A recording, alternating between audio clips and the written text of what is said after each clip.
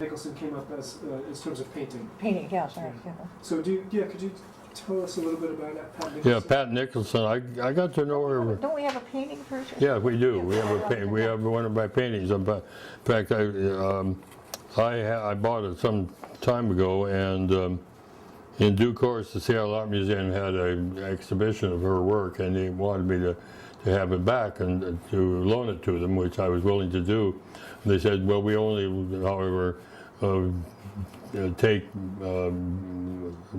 borrow from people who are members of the Seattle Art Museum, so which was fine because I should have belonged anyway, so I belonged, and I've been Seattle Art Museum ever since.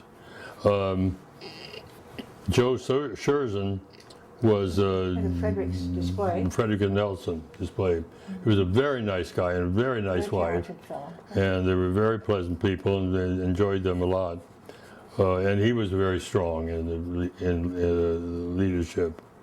Millard Rogers, I remember him, but not. And Jim Corelli. The main thing I remember about Jim Corelli has nothing to do with Allied Arts or anything else for that matter.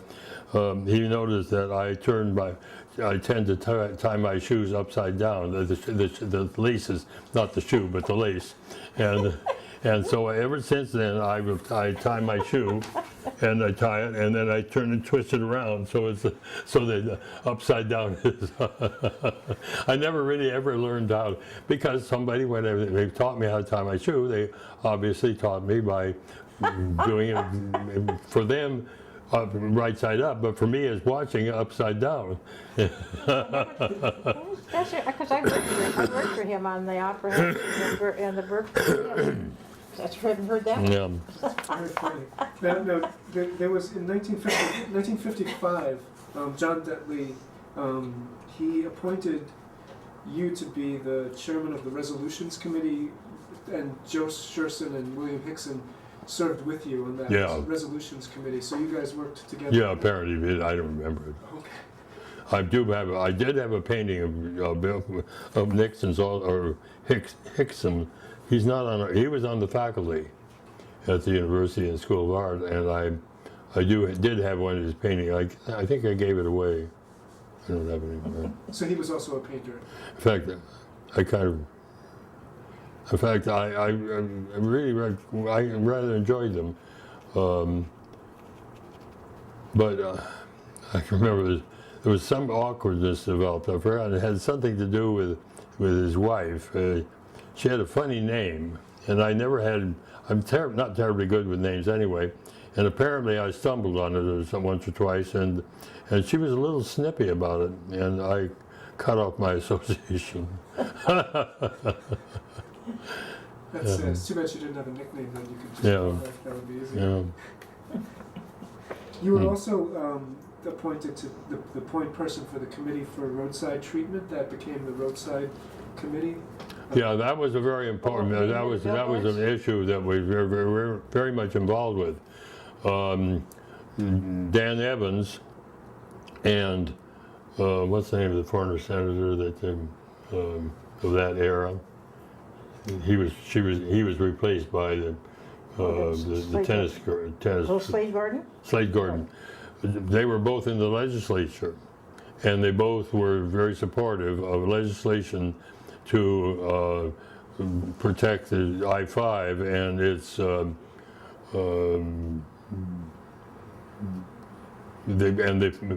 the highway system of that ilk, and we supported him. Allied Arts was very active in that support, and I can't remember going down to legislation, but it's likely that I did.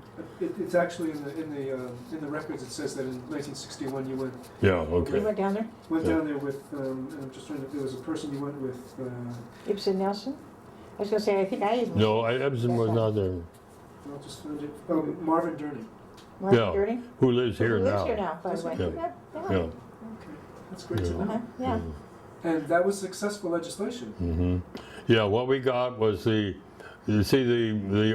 federal government offered a bribe if a state would outlaw billboards on the I-5 system, and other named, identified scenic routes, they would give us 10% more money. And so we fell for that because we were delighted to have legislation happen. The irony, of course, is that that didn't apply to Indian ownerships. And as a result, when you're going down through Fife, you get that wretched stretch of mileage where there are these huge boards going on. And I think I've counted them many times. I think there are 27. And it's all because it's Indian ownership. I've said many times how I wish the Indians would find ways of earning money that were less destructive to the environment and ultimately to all of us. But that's what's happened. Another one, Governor Rossellini, when he built it was during his time when he built the new highway to Aberdeen, that is protected. And it's a joy. We go down because when we go down to our place on the beach, we go down there about once a month. And it's such a joy to go through what is largely a landscape, natural landscape, wonderful evergreen trees. I often think of what a landscape just for a person from Iraq would I think it could just bowl them over to have, instead of all this trash and junk, to have these wonderful trees that are so unlikely part of the Iraqian environment, and to see it it's glorious. The other day we were at a meeting or lunch or something or other, and I was sitting at what was one of those university things, wasn't it, where I sat next to another table, and there were people already around in the table where Jane was sitting, so I moved over to a table next to it, where an elderly guy, I'm not elderly, but he was, was there with a woman, and we got to visiting and talking, and I didn't recognize him. And then somebody else came up and said, "Hi, Governor, how nice to talk to you, nice to see you there." And I realized it was Governor Rossellini. So I said to him immediately, "Governor, I want to tell you how much I appreciate the highway, which I understand is named after him, from Olympia to Aberdeen. It's a joy to drive on it, and I love having it identified with you as being the person who initiated that." That's wonderful. It was during his regime that was built. And so any other highway where you notice there's no billboards, you'll know that that is part of what came out of among other people, Allied Arts, and people who were sympathetic to Allied Arts. And Governor Rossellini was very supportive, as was Governor Evans. Of Allied Arts. Oh yes, they were. And I'm less familiar with Slade Gordon's record. I tend to be a little bit knowing about Democrats than I do about Republicans, and so I don't really remember his role, but I like to think he was with us. And I think he was. I think he was. At least on that one. Yeah. Now, one of the things that was very successful with Allied Arts at the very beginning was the push for a municipal art commission, which seemed to happen pretty quickly. Yeah. It got passed. And yes, that's true. Do you recall the? I don't remember anything. Okay. No. The other thing that I wanted to ask you about was the very early push for the Civic Center and the creation of a new Civic Center, which became the Seattle Center, and that was a big Allied Arts campaign, and it was very successful. And I'm just wondering if you have any thoughts about the Civic. Okay. There was also this came up, which was kind of interesting. In 1957, there was something called the Festival of the Arts, which John Conway was the chairman of. Yeah, that would be John's thing. It was. Many people thought it was extremely successful and set the stage for the future festivals that were taking place in Seattle because it was the first. And that was the same time that Bellevue Arts Festival started also. Exactly. Yeah, big city. Some people, Louis Guzzo, thought it was not successful, and I'm just wondering if you recall that festival. And while we're on the subject, I'm actually curious to know. See, that by that time, you say, what was the date? 57. You see, at that time, I was not here. I was stayed in Seattle from 1950 to 1950, I think about 1956, and that's when Oregon asked me to go down there after that there was nothing because I was either down at Oregon or at graduate school, and only came back in 1960. Gotcha. Okay. Do you remember that? Well, I was in Europe from 54 to 56, so. But I do remember coming back and going to the Bellevue Arts and Crafts Fair. I think it was the first year or second year or something like that. Yeah, and buying my first painting there, which I just recently gave to my niece who was at Arts West, and it was John Constantine, who's just Al Constantine's father. Yeah. And so, yeah, we was down at the beach house and I gave it to her. As well, because she's still in West Seattle. Yeah. She didn't move north. No, the rest of them all stayed there. Wow. The other thing about West Seattle is people move around it, but they seldom leave it. It's another world. Absolutely. Hopefully it'll get connected to the, to the light rail at some point. Yeah. Mm-hmm. Well, every now and then they used to threaten to cut themselves off and be a separate city, you know. And, Since I got back from graduate school, I never really picked up with Allied Arts again. It was I continued to be a member and quite a bit. contribute and that kind of thing, but I'm not an activist in it. I was, of course, preoccupied with my new career and wanting to do well in it, and I rationed myself to not blur my presence in these more immediate things. usually we just went to when they had their sales, we were always donating things for their fundraisers. Oh, Rome dinner? No, not the Rome dinner, no, the Allied Arts too. No. The Allied Arts was always having theirs too. Yeah. We were giving things to the Rome dinner and to Allied Arts, cleaning out the house. I'd actually like to get to to a couple of issues that were very influential in the city, then talk about your presidency. But I'm wondering if you have any recollections or comments about the early Pioneer Square restoration efforts that Allied Arts became involved with. The Pioneer Square Committee formed in 1960. It didn't involve me. Okay.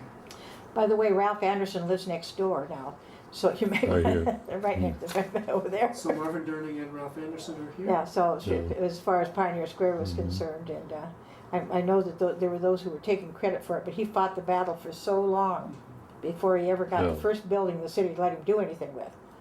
You might want to talk to him because he was very active, not only with his force of his personality, but with money.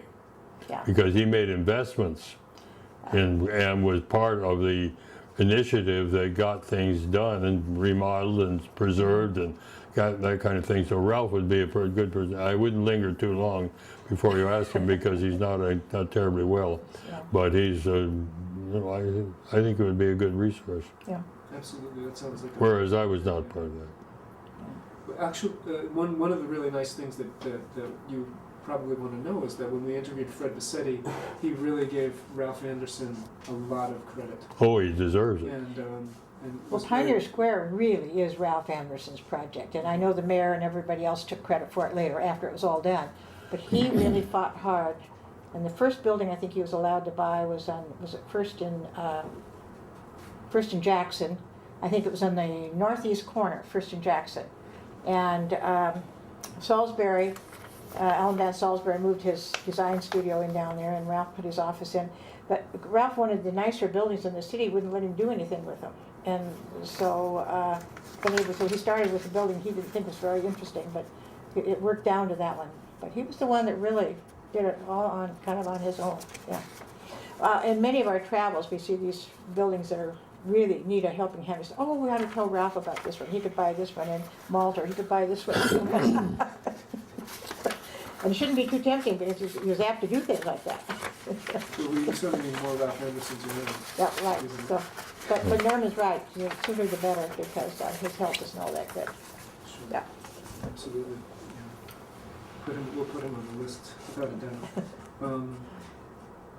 The other thing that, before we talk about your presidency, is the Westlake Mall creation, and that was something that kind of started in the early '60s and finally was able to blossom, but Had nothing to do with it.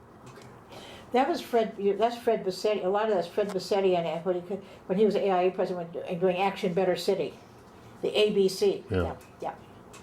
And put together these teams of what things, what we could do. Mm-hmm.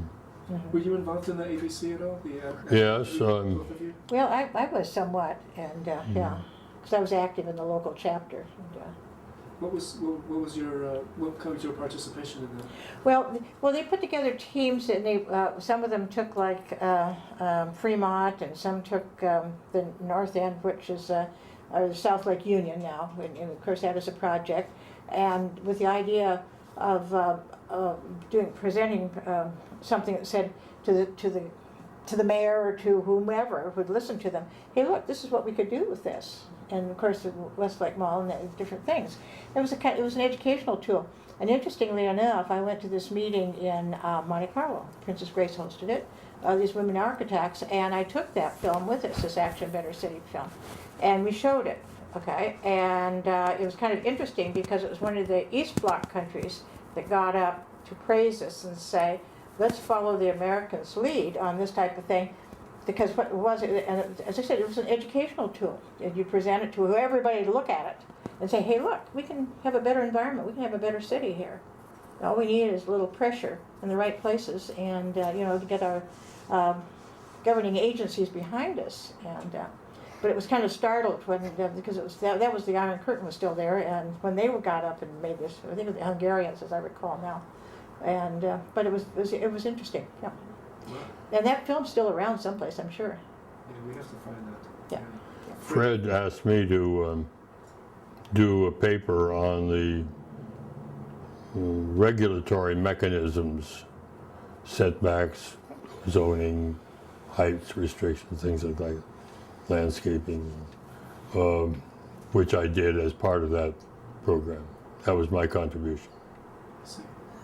What was your area that you focused on? I can't remember now whether it was kind of on the fringes of this. So yeah. Okay. But there were little dense teams that were doing projects. So It's incredible. He was talking about it, that being a summer project that he worked on when he was president of AIA. yeah, when he was the president of AIA, this was the project. He took this on as his project, and he came in with big ideas, and he found money to do it. Yeah. He was very That was effective. that was his thing. Mm-hmm. Do you still have that book around, or is that? The book? Yeah. Boy, I don't know about the book. Well, I think there certainly must be out at the university, because there were lots of them out at one time, and then the film, Yeah, I think you could, ABC. Yeah, it was called ABC, Action yeah. Better City, yeah. Yeah, we'll look for it. Yeah, Yeah. look for it, yeah. 'Cause Did Seattle And the chapter would, I think, follow any of the? I would think the chapter would have a copy too, but I wouldn't be sure. I wouldn't be sure, with all their moving around and that kind of thing, it's hard to say what's still there, or what you might uncover. But if I ever uncover anything, as we pack up things one day. Sure. No, did you feel that Seattle followed some of those suggestions pretty well, or did they ignore most of them? I don't know. Well, I think the revitalization of the Bell Street area Yeah. is a suggestion that certainly has its antecedents in the ABC. It's not maybe in the detail. We might not find some things you can say, hey, specifically that's what they did. ABC wanted to do, and they did it. But in the ambiance of change that's going through there. I think that's largely anticipated by the objectives of the ABC, even though it may not be in detail what exactly was happening. But the recognition that it could happen and is happening was anticipated. Well, the fact that the market was saved, and of course the whole idea then was that we could get all this federal money from renewal. We could tear down the market, we'd get federal money to build all this, and then of course all of a sudden the city became divided. That market had been there through all our childhoods. You know, we always did our shopping every Saturday at the market, and that's where I was raised. Yeah. Every Saturday afternoon we were at the market to get our vegetables, and when the prices came down, my mother would case the market, and then when about 3 o'clock they'd start reducing their prices because they couldn't take it home. You know, it was pretty much waste at that point because this is homegrown stuff. And then she'd go back to her stalls and, you know, get what she'd already decided on, and when the prices went down. And so this was a Saturday ritual with this. And, you know, and many Seattleites, it was a ritual with them, yeah. And so it was really a very emotional thing when and there were architects on both sides of this one, because certainly the others wanted to build new buildings down there and get urban renewal money, and we could build fancy new buildings, and yeah, it was not a clear-cut issue. There were a lot of people and some important figures who looked forward to the clearance and restructuring into tall buildings and open space and things. But I think it worked out well as it is. I don't remember. Now again, this is all after I came back from graduate school, and I really was not a participant in Allied Arts beyond just being a member. Would be sympathetic with a lot of things they But the market really split the architects, so it's kind of interesting, because usually they will go behind something fairly solidly, but not that one. But there's a real dividing line there. Who was for and who was against. See, Vic Steinbrook was who was a colleague of mine at the university, was very instrumental. He wasn't the only voice, but he tends to think he is. But he was one of some very important voices that saw it differently, and in due course they prevailed. Whereas there were some very important voices in the architectural community who were looking forward to a fresh start. It's hard to imagine. I can remember going to a meeting at the Washington Athletic Club, a luncheon, where I'm not sure, I think it was Paul Kirk who was speaking for renewal? The renewal. I wouldn't be surprised. Yeah. Now there used to be kind of exciting meetings during that time. Things are dull now. No yelling back and forth. There was a lot of yelling. There have been a few meetings where voices were raised, and clever little comments back and cutting comments back and forth. But those meetings back then were very passionate. Yeah, they were passionate, and it was frequently the two Pauls, Paul Theory and Paul Kirk, who were very different personalities, and they could the little barbs back and forth, and we were always waited for them to come up. Add a little spice to the meeting. I had a fairly congenial association with Paul Theory, who was not a person that one is easily congenial with, because he's a kind of a stiff type. But I had his son for a student, and young Paul and I got along fairly well, and but he was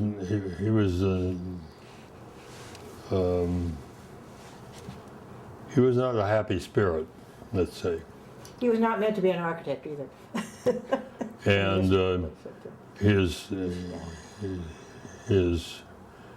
But Paul Theory, I think I should stick to that subject. I don't remember him as being involved in Allied Arts at all, and yet I would think of him as a person who would have been drawn to Allied Arts. Now, why that didn't occur, I don't know. His biggest campaign was against the freeway and going through the city, and that they should have tunneled under, originally, and don't cut the city in two. And he was that's where his energy was going at that time. And But he never harnessed himself to Allied Arts. Yeah. It would have been, I think it would have been good to have had him there as a good abrasive voice in support of what Allied Arts stood for. But then, of course, maybe abrasiveness is sometimes not so welcome in delicate situations where a more tender approach might be more useful. Really going down memory lane, you're bringing back things that they haven't thought about for years. People at issues, and Which is why this is so important. It really is, and that whole the freeway that you brought up, the freeway tunnel lidding, I guess they have called it as well. That was a strong push, but that wasn't successful. No, it didn't make it then. Paul's personality was such that he didn't really win people over by his personality, and I think that he probably would have may have had more influence if he had a different type of personality. But he certainly had good thoughts, about these things. I have to tell you that when we spoke to Jerry, I guess last week, and he became president in 1968, and he said that when he became president, he had learned so much from Ibsen Nelson and from you, when you were both immediate presidents before him, that it helped him enormously to know what it would take to be a leader for Allied Arts, which was that kind of very quiet but strong leadership. And so it was a comment about the Ibsen Nelson years and your years as being very effective and yet very calm but effective. And I'm just wanting at this point to talk about your presidency because it was a pretty influential and as I said, path-changing move for Allied Arts during your years. And I have something, I don't know if you'll remember this, but it was, I'm just going to find it here. There was a statement that you made. There were some statements that you made at your inauguration, which I guess was in it was January 18th, 1966. And in the Board of Trustees meeting minutes, it talks about you getting up and saying that, and I'll try to read this briefly, but it's a very substantial thing. That you went on to ask, where do we go from here? And you reminded the trustees that we've served people like ourselves really well, fairly well educated, fairly affluent, but at this point it's time for a new direction and a new scope. And you asked if the community of the arts is really being served. If all of the community of the arts is really being served by Allied Arts at this point. And does our public and our audience really represent the kind of community that Seattle is? For example, Seattle is multiracial, and do we feel that this is represented in the arts? And we should look perhaps at a program with a broader viewpoint and examine the needs of the community. And in the second decade of Allied Arts, this was the first decade that just passed, we ought to include another dimension, expand our framework, find ourselves in our rightful role in the social ferment and the change that's taking place right now. And we ought to know about the possibilities for the arts for the disadvantaged, and we ought to know what the needs are and where our talents and energies and resources can be directed. Which is a pretty bold and that's rather flattering.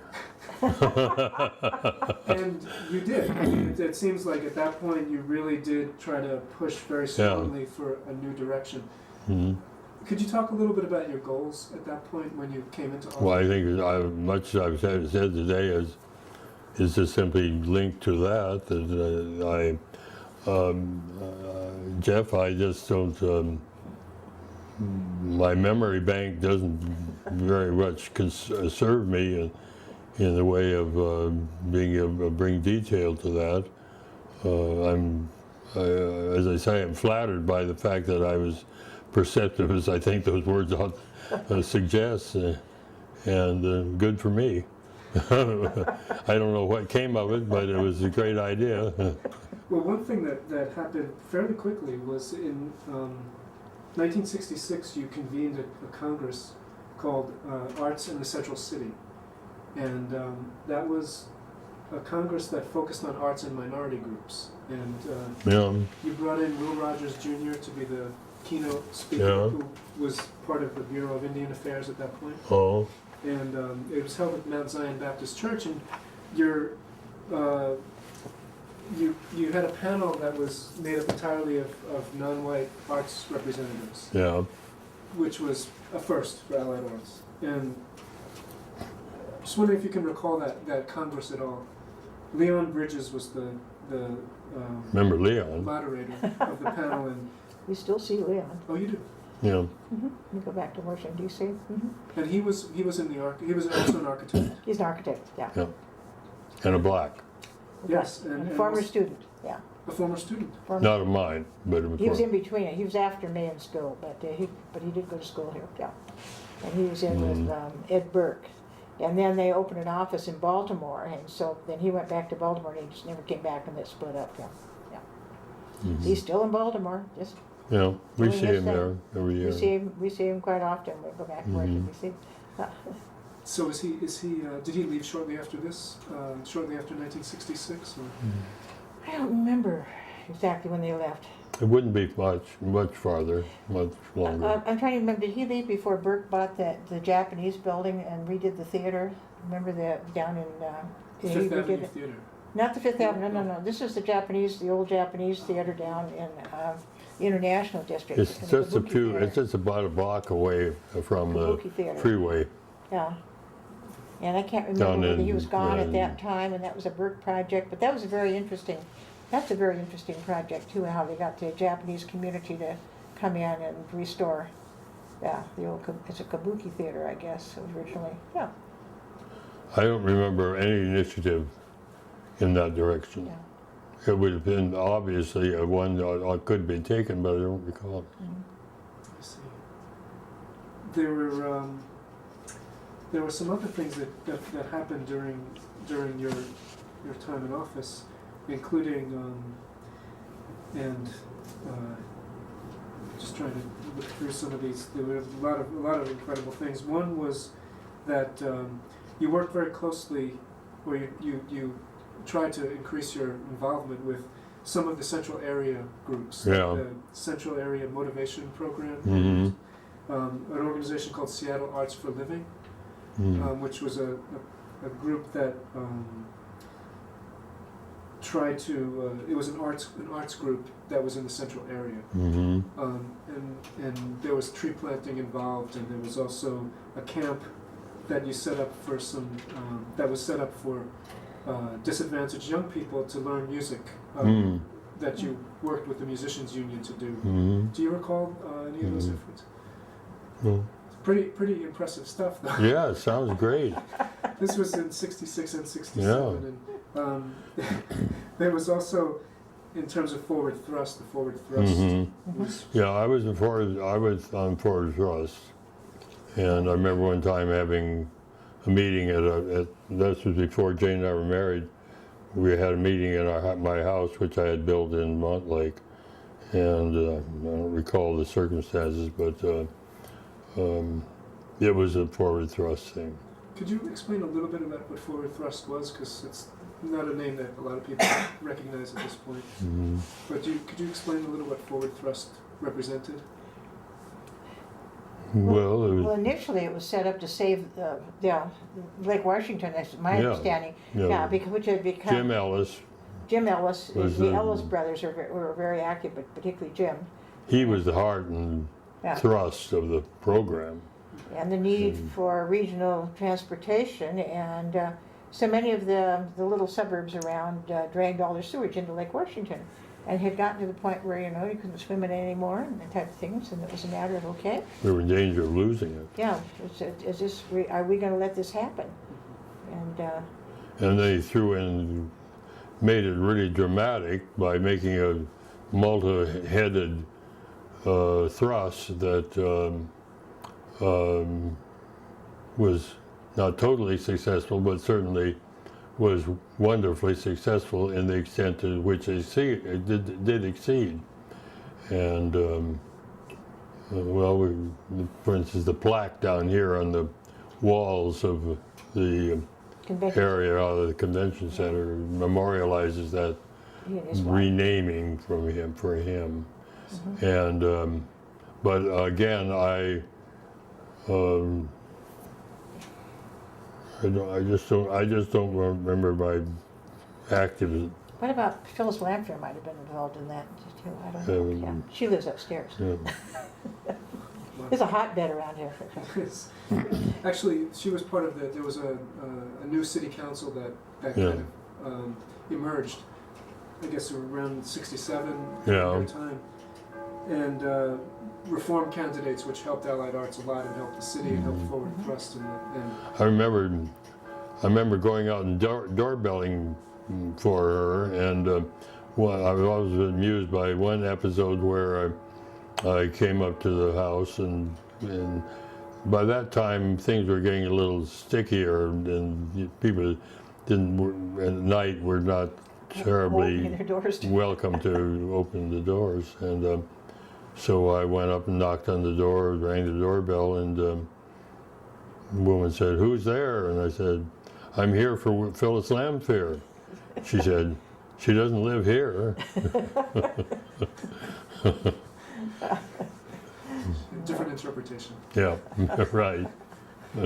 We've had a series of evening sessions with all the candidates, you know, before the primary and all, and it is interesting because they all show up when they come to Horizon House. There's too much voting power in this building. They don't miss us. Even Susan Hutchison, who had not gone to any of the meetings, she showed up on that one. And, I think it was about the first time she came out, you know, to a meeting like that type. Interesting. So this is a very And this is Phyllis active- and the League of Women Voters that set this up, so everything, yeah. Which is one meeting after another, the port, the county, the city, you name it. That's great. Yeah. That's great. So, will they be? You think they'll be coming back again for the before the election? Probably. Yeah. That's really something. Yeah. Tim Hill and Sam Smith were also elected that year. Mm. Do you recall them at all? Tim Hill and Sam Smith. Sam Smith was I think first African American Yeah. African council American member. guy. Yeah. Yeah. Mhm. Tim's Nancy Bain's brother. And he's a West Seattle boy. Oh. Yeah. Okay, yeah. Mhm.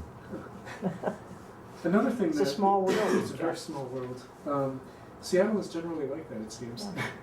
Yeah. There was another thing that happened, which was that you guys in Allied Arts created the Allied Arts Foundation in 1967, and that was, which is still very much in existence. That's supporting this project. Do you recall the beginnings of that foundation at all? I don't think I didn't have anything to do with it. Okay. We've just been to a lot of wonderful parties annually. Good dinners, Mhm. Party seems to be. especially when Peggy used to be in charge. I Yeah. actually wanted to ask you about Peggy Goldberg. Peggy and Alice and Shirley. If you- Collins? Yeah, Shirley Collins. Peggy Goldberg and Shirley Collins and Alice. Peggy Goldberg and I were in school together at the university, and I knew her there in those circumstances. And I never dated her or anything like that. It's just I do recall her, and pleasantly, and then our paths began to cross off campus as well. Again, there was not a social dating, but just pleasant coincidences, and she did our wedding announcements, and did my Christmas cards for a number of years, and we had that kind of association. And Shirley got involved in it because she lived close to her, I think over across the lake, and then she was the AIA secretary. We used to call them secretaries in those days. Yeah, and then they got involved that way. And then, of course, Alice Rooney she was our first hired AIA secretary, but she was only hired part-time. It was way back. She was our very first. And I think she was working for an advertising agency or something at that time, and so we were sharing her time. So so I've known Alice for many, many years, yeah. Yeah, even before Allied Arts. Oh, yeah, oh yes. Mm-hmm. Mm-hmm. Yeah, she was our first exec. Yeah, I didn't know her until she came out of Arts. Yeah. But we became quite chummy. We've always been very pleasantly related. Yeah, good friends. I don't remember who I had as a secretary for Allied Arts? in Allied Arts. There must have been, there was somebody, but I don't know who it was. Do you remember who approached you about becoming president of Allied Arts? Who what? Who approached you about becoming president of Allied Arts? No. I suppose in due course it was inevitable, and I just did it. Were those enjoyable? Was that an enjoyable time for you to being president during that period? Oh, I don't recall it as being one way or the other. I mean, that was what I was doing, and do it and move on. I'm not really naturally an organization man, in the sense that I like or go out of my way to achieve leadership roles. I'm not comfortable with it. But when he assumes responsibility, he does do a good job of it. But I'm not good at assigning responsibilities to others. I tend to do it myself. Yeah. Not necessarily because I want to do it, because it needs to be done. And if you want to do it, you do it and you get it done. Even to the point where he used to grade all his students' work, even big classes, and everybody else had a reader. And he says, no, I gave the lecture and these were essay answers, and he said, I have to grade the papers.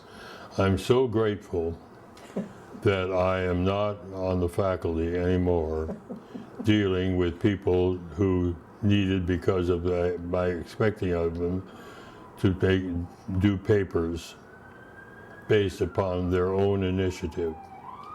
Now, I had a few examples where I was able to figure out that students had actually taken and just copied stuff.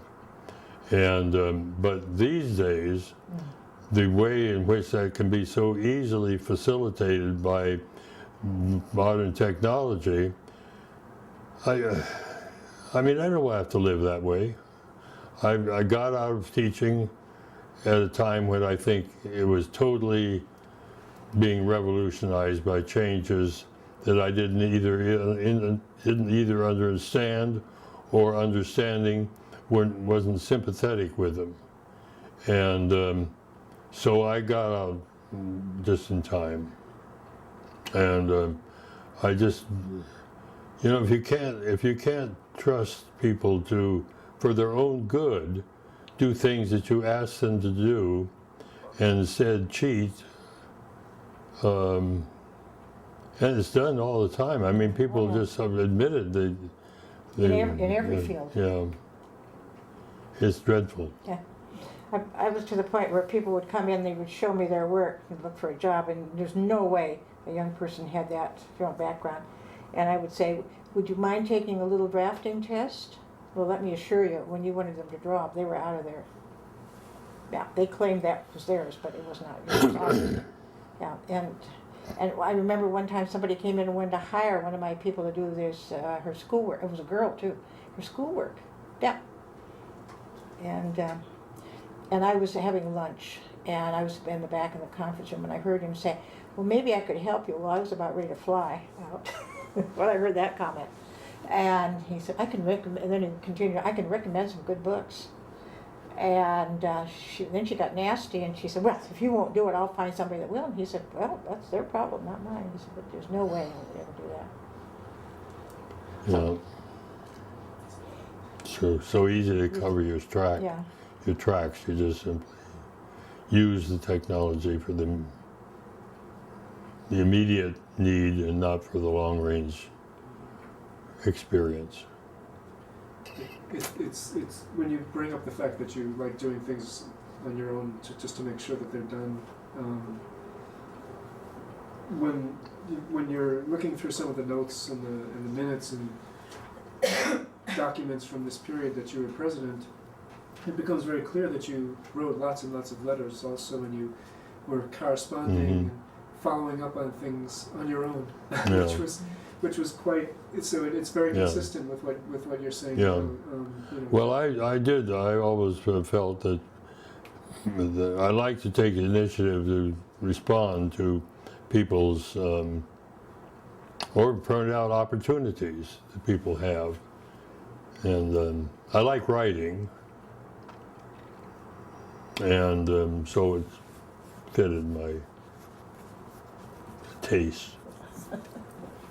So how much time do we have? 15 minutes. I'd like to actually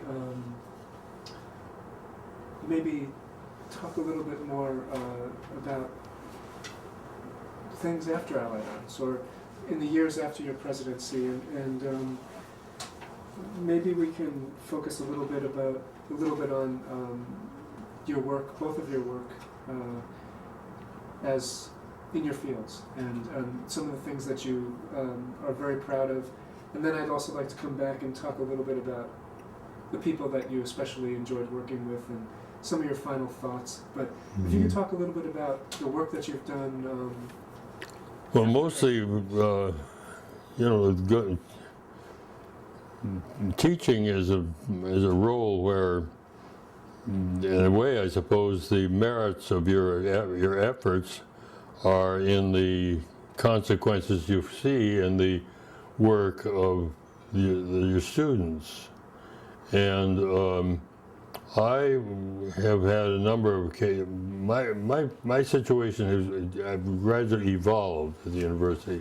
My first 10 years, were years of beginning and evolving and growing and becoming more familiar with my life and myself. And I found that there was a satisfaction in writing that was also very important, and I write fairly easily, and with reasonable accuracy. I don't have too much trouble with getting my drafts to get reviewed and published. I haven't done a lot. I think I have 4 or 5 books that I've done over the years, and pursued indirectly by my background as an architect and as a person interested in physical environment. And that happily is versatile enough that I can and have created work dealing with the nature and the visual design of cities, of landscape, and I think I mentioned too the state capitol. I did a thing on that, and I'm very much interested in the University of Washington campus. I think it's one of the remarkable achievements of urban design in this country. And but those are the things that I didn't work with anybody. I worked by myself, and that's typical. I evolve things out of my own interest, and I watched subsequently people come to the faculty, to the campus, and to the faculty, who I admire, and in fact, in one particularly an important case, was chair of a department that of a committee that chose him. I was able to then really harvest the richness of vitality and productivity that he represented, that I, in a way, not resent, but I envy, because I found there came a time when maybe it's because it's age, but I just didn't, I mean, I think that I would think there would be things I ought to take initiative about, but I didn't. And after my last book on the campus of the University of Washington, I didn't do anything more, and I retired, and I loaf. I mean, we travel and enjoy my life with my wife, and I feel a little guilty when people say, "What are you doing these days?" I don't like to answer the question because I'm just doing nothing. Now, recently, as I mentioned, there are new interests that have come up that might have some promise, and I'm going to follow through on it a little bit, see how it goes. But no, I guess I have to admit, I'm now, in December, I'll be 91, and I guess I'll have to admit these are quote the sunset years, unquote, and there's not enough light left in that sun that illumines a path for me to follow that I'm willing to take. What is the area that you're thinking about at this point, though? Well, I have a little mechanism. I might go through the process of patenting. Yeah, he's going to invent something. Okay. Yeah. Excellent. That's all I do. Okay. Yeah, we don't have to. He likes give away your secrets. He likes little projects. Yeah. And Jane, first of all, I wanted to find out from you. Did you have any involvement with Allied Arts over the years? I know that you were No, much really, more it's just through AIA. Norman. Yeah. Through Norman, and being involved with the AIA, which is always, of course, involved. Yeah. She's much more of an activist in the administrative structure of with a national organization than I was. I was a chapter president and did my duty and found I survived the experience, but I've never had any ambitions before that. I was glad to be the chair. I wanted to be a fellow of the AIA, and in due course I was made a fellow. But I have no desire I had no desire to go beyond that. Well, in 1953, when we were doing the AIA convention here, and there was, of course, lots of people in, and I was offered a job to teach in Kansas. I said, teach? The very idea I was going to be an architect. I was not interested in teaching at all. And so then I have to smile in all the years I taught. But in the 60s, so mid to late 60s, the National Institute of Architects came up with a program of a 2-year community colleges really came in big. And a 2-year technical drafting program. And they were doing Miami-Dade, Syracuse, New York, Detroit, and they were going to use Seattle. So I worked on this for a couple of years as an AIA project for the job. Well, when it came time to set it up, it was one of those unusual times when there was more work than there were architects in Seattle. Now that's happened once or twice in my lifetime. And so I said, but they had to have a licensed architect to do it. So I said, okay, I will come and I will teach for a year until I can find somebody to replace me. Well, 10 years later, of course, after running the program, getting all these other people, and being, as Norman said, the biggest unpaid administrator on the in the community college system, I quit that. But also that I had been to the university. But looking back at what kind of is important, is you never really know. It's always interesting who you have effect on, because you don't think you're reaching somebody, and then all of a sudden they come back later in your life and with thank you something, and you think, huh? You thought, boy, you missed them completely. And so, but also running a small practice, of course, you train young architects, and it's always wonderful to see them go off on their own and do good things and great things and get national recognition, you know. After all, they got their start with you, and they're like sending your children out. Yeah, okay. But getting involved in the AIA, I had always been involved in things. And but it was actually Paul Kirk and Jack Morris that came to me and they said, you have to run for AIA president. I think we only had 2 or 3 women in the Seattle chapter, and we had about 500 or 600 people at the time. I said, you're absolutely crazy. They said, no, it's time for a woman and you're the only one. And so they've talked me into it, and that kind of got me started.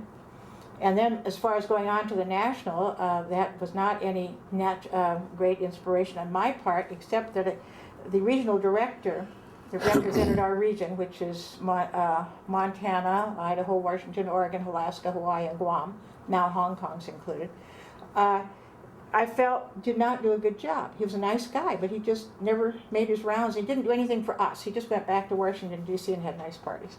And when I heard who they were going to recommend to go in to replace him, I could see the same type of personality, and that annoyed me. We deserved better. So I said, I'm going to do this, and I'm not too sure Norman thought I had lost my mind. No.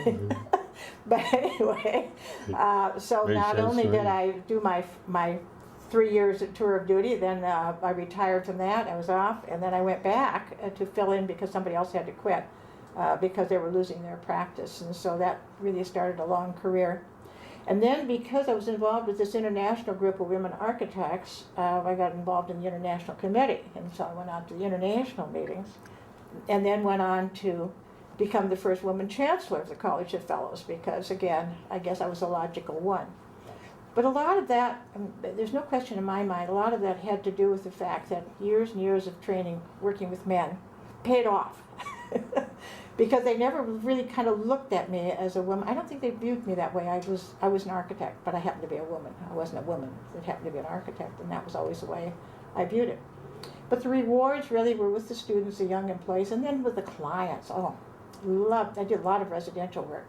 I did other things too, but there was something, you know, getting involved with the families and watching them, and there were lots of special friendships. Yeah, not a good way to make money, but it's a great life and a very pleasant way. And then when the women's issues came up and they had to have a women-owned business involved in everything, I always say I went from being legislated out to being legislated in. I worked on the SeaTac and then on the floating bridges and things like that, and some bridges, and that was fun, but it was not design-wise or that way, you know, anything terribly gratifying. That the work is in the small projects where you solve problems for people, and yeah. One of the most. Okay. I just like people. Yeah. One of the really nice, gratifying things that came to me eventually, and welcomed it, was my name was added to the frieze of honor in the auditorium of Architecture Hall. And so Fred Bassetti and I were both inaugurated at the same time. And that was odd coincidence, because Fred and I were both, when I was a freshman, started school together. He was a freshman at the University of Architecture, just like I was. And I dropped out, and he continued to a very successful career of his own. Yeah. Mm-hmm. I technically closed my office in 2002. But I lost both my brothers rather young, and my older brother retired, and in no time at all he had cancer and he was gone. And so my sister-in-law said had she had any idea, she would have quit working and they would have gone sailing. So I vowed that when Norman said he wanted me to quit, and so we could travel and we could play, I said, I'm going to do that. I don't want that to happen. Yeah, we're going to have a good time. And we certainly have had a good time, and lots of travels. And lots of friends around the world we've gotten to visit. It's been a very rich life. Mm-hmm. And kind of a nice way to do it, to kind of start at the bottom and, you know, you work your way all the way up and end at the, yeah. Are there some buildings in Seattle that you guys particularly like, or that you're fond of? Buildings? Architectural projects that you really enjoy? Well, I've always been very fond of the new tower Union 2. Union 2. SOM. Oh, yeah. No, No, it's NBBJ. It's NBBJ. NBBJ. And there's two reasons for it. Of course, we get to look at it, but we wake up we're face north, but we wake up with sun shining in our eyes, and it ricochets off of Union 2. And comes in here. It comes into our bedroom. It's really nice because of the curve on it. But we think that's by far the nicest I've always been fond of the what's now called UW Club, what we used to call the faculty club on the campus. I think it's a very handsome building, and I certainly, by mentioning it, want to make sure that you understand that it is not only Paul Kirk's work, but also Vic Steinbrook. I one time did the accident of not mentioning him in context with that building, and led me to believe that I had made a serious default in my sympathy with his career and achievements. It's a little bit like the Space Needle, you know. Yeah, John Graham's he's very. Victor Steinbrook. Well, yeah, Victor Steinbrook worked for John Graham at that time. Okay. Vic was Some never. architects are pretty touchy. I don't remember Vic being involved with Allied Arts at all. Yeah. I don't know why. I mean, why he doesn't, but he wasn't. I guess he worked closely with Friends of the Market and. Yes, he was. Right. Yeah. Yeah. As far as I'm concerned, it's the end product. It's as far as organization, I don't care who gets the credit. That's not important to me. It's important that it gets done. Yeah. And I keep saying, no, I'm not going to organize any more things, and then pretty soon there I am again. And so now I run the trip committee here in Horizon House. So. Well, as we bring this to a close, because we only have about a minute or two, I just would like you to, first of all, maybe give some final thoughts about Allied Arts, what it represented for both of you, and then just a couple of, if you could mention a couple of the places that you've been to that you really love. But first, what are your thoughts, your final thoughts about Allied? Well, I think what you've heard from me today is a pretty good summation of my viewpoints, my achievements, but also where the limits are, and great respect for the organization, but can't really say that I have continued with any kind of positive participation except money, and not a lot of that. But as far as my life in the arts, I think again this morning has been a reflection of what that is. My achievements, my shortcomings. I wish I'd been with more, but this is the record, and that's the way it is.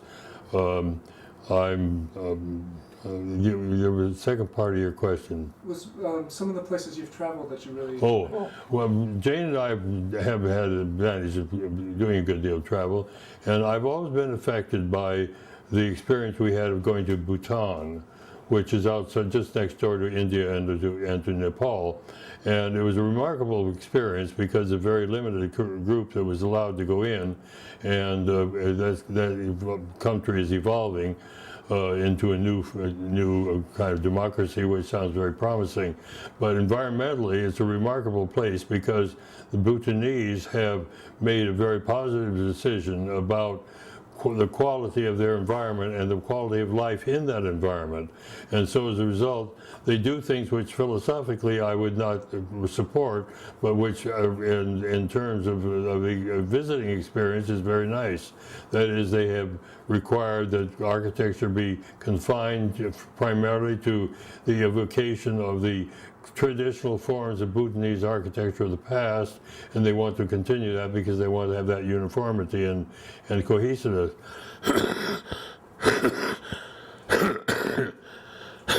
Excuse me. And so even the men's clothes and women's clothes, they asked that they wear the traditional dress, which is really very handsome.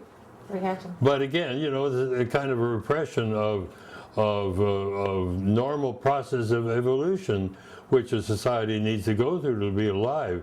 But if you're going to live in a tourist world like they're living in, they want to be that way, it is a very satisfying thing. But I do think that coming with it is the reservation that you should not take that as an example of what to follow, but rather as an example to evolve in your own way and to grow upon that past, recognizing and honoring the past, but seeing continue on in the future. I'm still involved with the Design Advisory Committee of the University of Washington campus, and that is what I feel has been honored in the past. I'm a little bit nervous about the more future, but we say that I have a voice to take, and I have an opportunity to express it, and I'll